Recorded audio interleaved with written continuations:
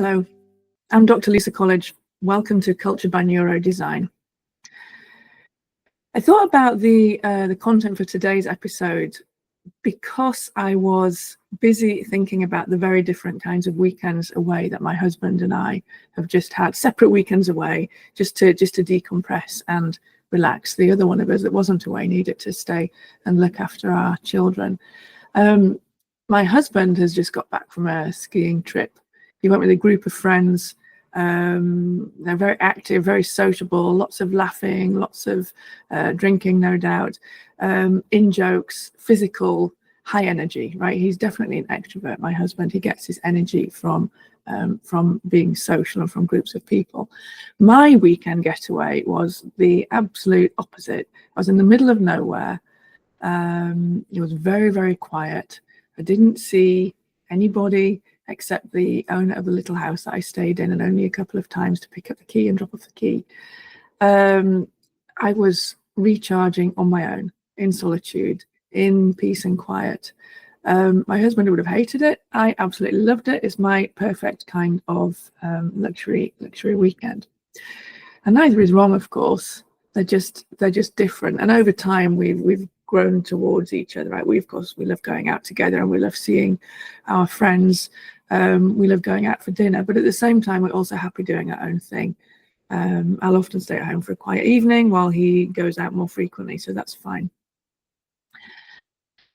Now, this isn't a podcast episode about my husband and his relationship. I wanted to use it as an introduction to talk about the importance of those preferences in the workplace. And of course, these kind of preferences that we all have play out in the workplace too.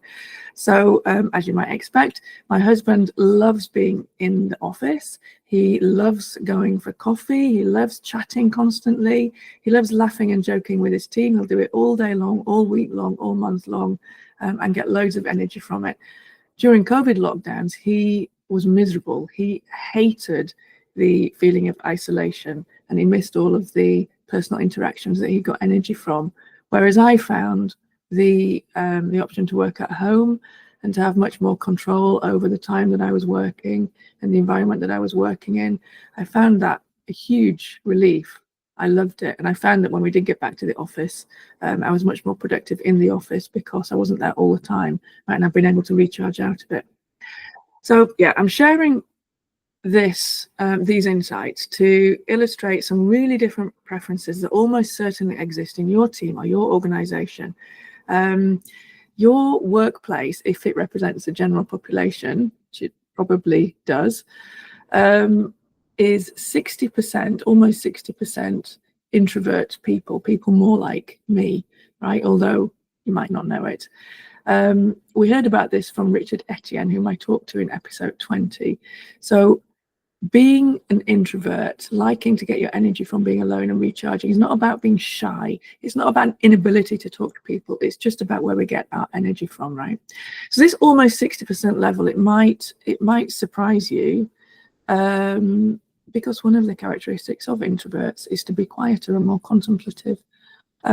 We won't typically talk about what we like and say what we want, and so on. We can network, we can present, we can be social, we can do all of those things, but it takes us energy.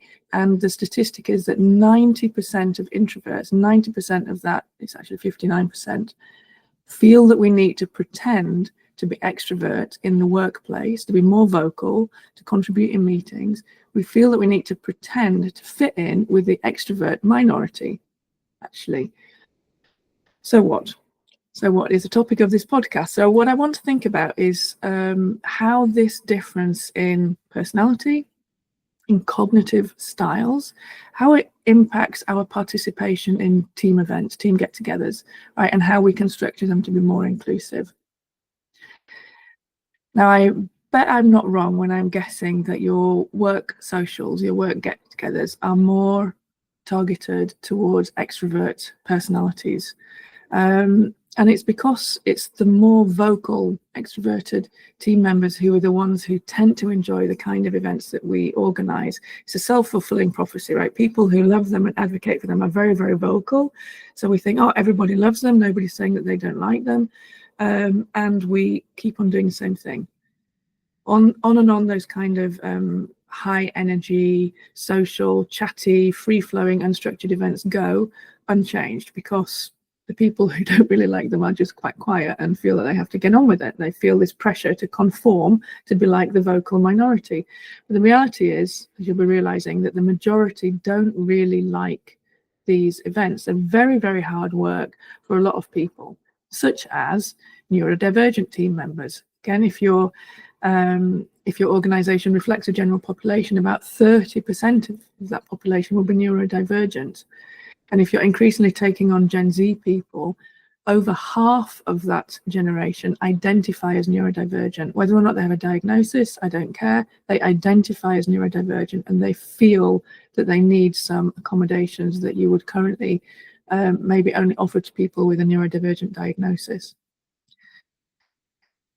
The consequence for neurodivergent people, but also people who are maybe just shy or new, or also dealing with another personal trauma in their life, is that when they're anticipating these events and after they've been to these events, they have less energy than normal to do their work, and it can really impact mental health negatively for several days. That negative impact is going to be compounded if in the days following the social event, the person also has to go into meetings, visit customers, and do more social things, and they don't have the time to decompress. It's horrible. When you're just trying to do something nice, you're trying to have a nice team get together and build connections, it's horrible, but actually you realize that a lot of people are not enjoying them, but don't dare to say that they don't enjoy them and ask for something different. So in this podcast now, I'm going to talk about some principles that we can bear in mind to make our team get-togethers better for everybody. And I'm going to start by asking what is the goal of our get-together. Now, I don't think that anybody would say the goal is conformity to an extrovert norm, but by having these similar kinds of social, free-flowing, unstructured, high-energy, often physical team get-togethers, that's the implicit message. Right. So I think that the goal of all of the get-togethers that we make is connection. We want to build connection between our team members so that people will do better work, will offer better contributions to our teams and our organization's success. And it's really the same goal as cognitive inclusion. So what if, instead of expecting everybody to fit into that extrovert team get-together mold, we designed get-togethers for different needs? You might not be able to get to the point where everybody really looks forward to and enjoys them, but at the very least, everybody would find them productive. They would get some value out of them, and they wouldn't go home thinking, "Oh my goodness, I'm going to need a week to recover from this. It's been such a assault on my senses." So what is the equivalent of that balance that my husband and I have found in terms of how we like to recharge and how we like to go away for weekends alone? I'm going to start by saying what it's not. Right, so quite often in lists on LinkedIn and also lists in books about neurodiversity, I see you can just opt out. People should be able to opt out of team socials. Really? Is that a solution? Is that fair? Honestly, these team socials are also important parts of our work, right? Okay, we say that they're fun and we want people to enjoy them, but they are between work colleagues, and inevitably people share ideas and they build on each other's ideas and they forge connections, they forge relationships which will enable them to be more effective in getting work done. They shape the culture of the team and they shape the culture of the organization. And why should people not be allowed to benefit from those interactions and to also contribute to that shaping, just because their cognitive style is not like the one that we think it is? That's completely unfair. So I think when you say people can just opt out, this is just very cowardly, right? It's actually shifting the responsibility from a leader to somebody who is vulnerable to solve a problem. So let's solve it in a much more inclusive way, right? Making them optional is not enough. We're going to solve it in a better way. And I'm going to talk that through by focusing on 5 different areas. Okay, so let's get started. The first area is illustrated by the question that an extrovert might ask, like, why can't we just relax and have fun? Like, what's so difficult about that? So for these extroverts, those kind of high energy socials, physical socials, will be a great way to unwind, a great way to connect, a great way to break down the hierarchy. They won't have any trouble going and talking to their managers or leaders, and they'll think it's fun to chat and fun to do physical activity and fun to have a laugh. Instead, maybe what we should ask is, why does fun always have to mean the same thing? Now, yes, those kind of events are fun for some people. I'm not saying we should stop them altogether, but for some other members of our teams, actually the majority of our teams, fun means a more quiet, structured or thoughtful engagement, right?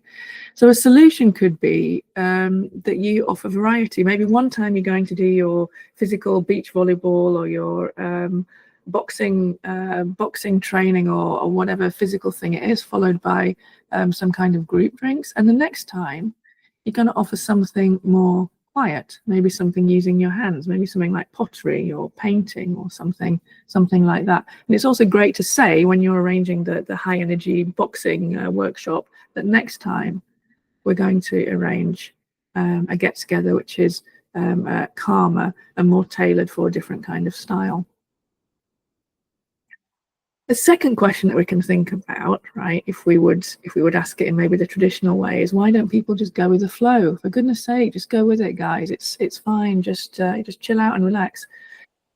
If you're a spontaneous thinker, if you're an extrovert, you love flexible, free-flowing events, right? You love these.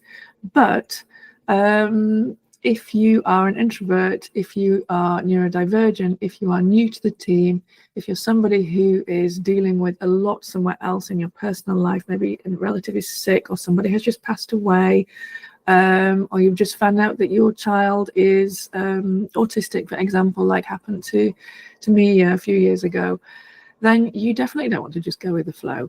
You would really appreciate knowing what's going to happen in advance. So instead of thinking just go with the flow, think, how can we remove the stress of surprises?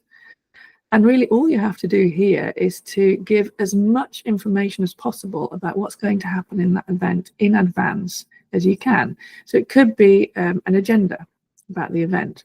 It could be where you're going. It could be routes and directions, photographs of the entrance, something like that. You want to take away the concern about what's going to happen, what's going to be expected of me, what do I need to wear, what do I need to say, what do I need to do? Take away those concerns as much as possible. I know that there are sometimes surprises that you really do want to give at a team event, like maybe you're going to have some awards, team awards, and you don't want to tell people in advance that they're going to get an award. It would spoil the surprise. Or maybe you're going to announce a surprise guest speaker or something, I don't know. You can just say, we're going to have awards, or we're going to have a guest speaker, or there will be a surprise during this event. You don't have to say what it is in that case, but just saying that something is coming will also really, really help people who don't like your free-flowing, flexible events. Now, the third area, the typical question would be like, why is it so hard to mingle? Just get on with it. What is the problem? Right. So extroverts, people who really get energy from connecting people, will enjoy casual mingling and enjoy spontaneous conversations. They'll enjoy group banter. But for people who are introvert, it takes energy. Right. I am a very good networker. I've learned it. You probably would not realize to talk to me in a networking event that I'm introvert and that it's costing me energy, but it is. It takes a lot of energy and I'm exhausted after one of those events. It's nothing to do with whether I'm good at it. It's nothing to do with whether I can do it or get value out of it or provide value to other people. It's purely about the energy that it takes me to do it. So for team events, you can understand that some people won't go into them looking forward to very free-flowing discussions where they don't know what's expected. Networking might feel really chaotic. So what we can do is to try to put a bit of structure into the networking, right?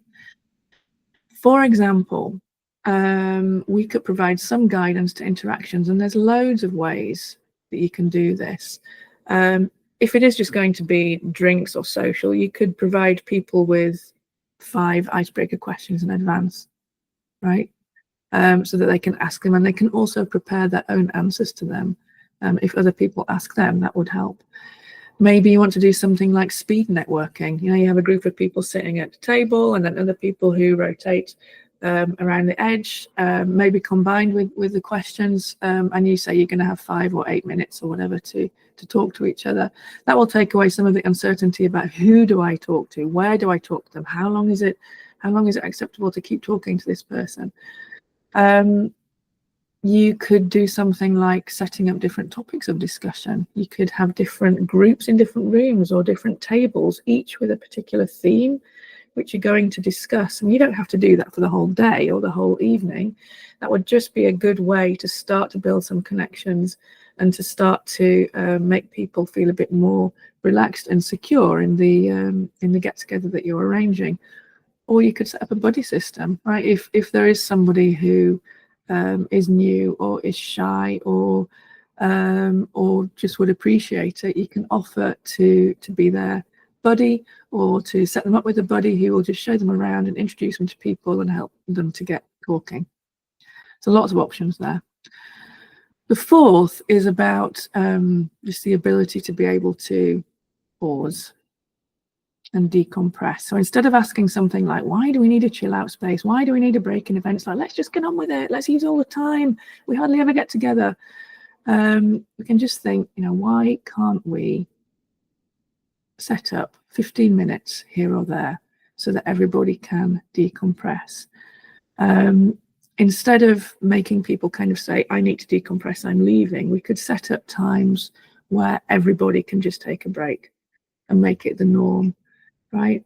So the reason that this is so important is that for team members with sensory sensitivities, troubled by volume, troubled by a lot of visual busyness, for example, you can get really overwhelmed by loud venues and by crowds, by echoes in the room, right?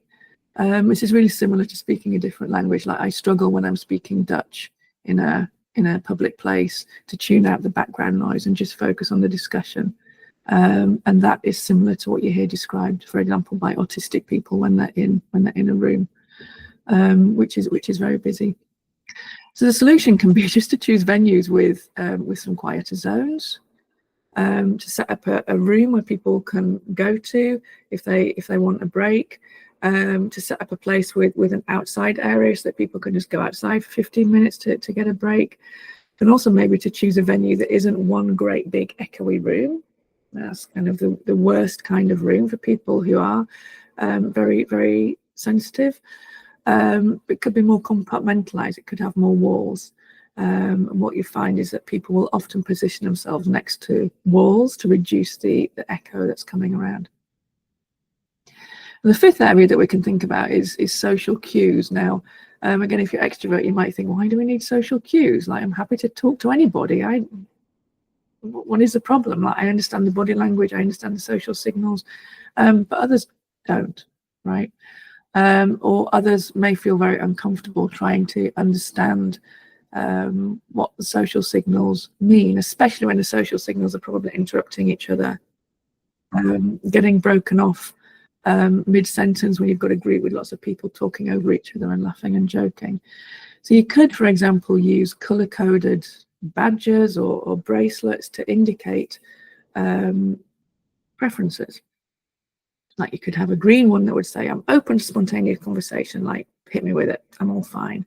A yellow one might be, you know, I'll prefer structured interactions, like, you know, this is a signal that I want to use the 5 icebreaker questions that you gave out to start off our discussion. And a red one might mean, you know, I'm just I'm going to struggle at this event. I'm not up for small talk, but I really would appreciate just being able to listen to the discussions of the people around me. So don't mind me if I just stand here and listen. And I think as a leader, it's really good if you can show that you are using these badges and or the bracelets to normalize them and not making it an exception or something to be remarked upon if people are using them. So let's recap. Key principles, 5 key principles. First of all, rotate event types. Have some active ones, have some reflective ones, have some structured ones, have some open-ended ones, but rotate them. Second one, remove anticipation as much as possible. Provide as much information up front as you can. And even if there are surprises or things you haven't been able to plan yet, say, we're having a surprise, or we haven't been able to plan this yet. Just say so.